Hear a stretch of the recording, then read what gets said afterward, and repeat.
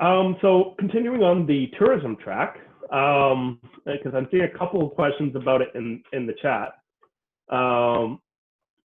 You kind of mentioned about providing further supports to the tourism industry, but I think here on the coast, it's much more than just direct tourism. It's the restaurants, it's the spas, it's the cleaners, it's everyone associated with the tourism. But the challenge here is that unlike construction jobs, where you can provide a government contract to build a bridge, that's great. The government doesn't buy tourism. So how can the government stimulate something like the tourism economy? Because they're not direct customers of the tourism economy. People are.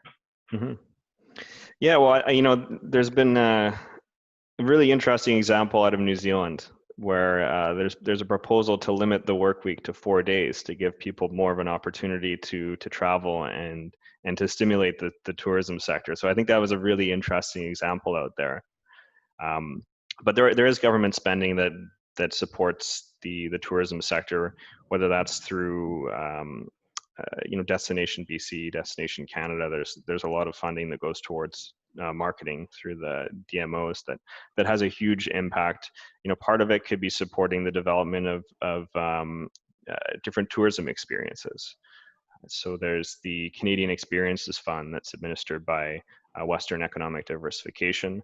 That's a really interesting example, and I know there's been some funding for different Aboriginal tourism experiences and actually a ski touring hut in Whistler.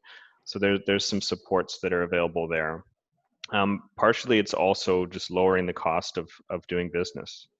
At the federal level, we dropped the small business tax rate a couple years ago, and that had a big impact. But there are other ways, whether it's limiting our credit card fees, whether that's otherwise supporting small businesses through lower fees or less red tape. There's a lot of ways that can be done. But some of the sectors you mentioned there, the retail or the restaurant sector, they're in a very, very challenging bind. It's very difficult to operate a restaurant when you're limited to a certain level of capacity, and that level of capacity is below your break-even rate. And for that reason, as I understand it, there's only been about 10% of restaurants that have opened up since the restart plan in BC have allowed it.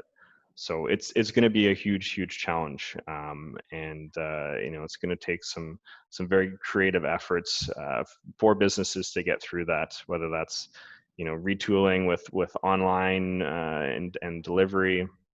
It's a big challenge for sure. Yeah, I feel like a lot of those supports are kind of tertiary. You can support a large organization that kind of trickles down, or provide a tax relief that hopefully provides some benefit, but you can't just directly stimulate the tourism industry like you can the construction. You can't create that big project that directly gets those jobs.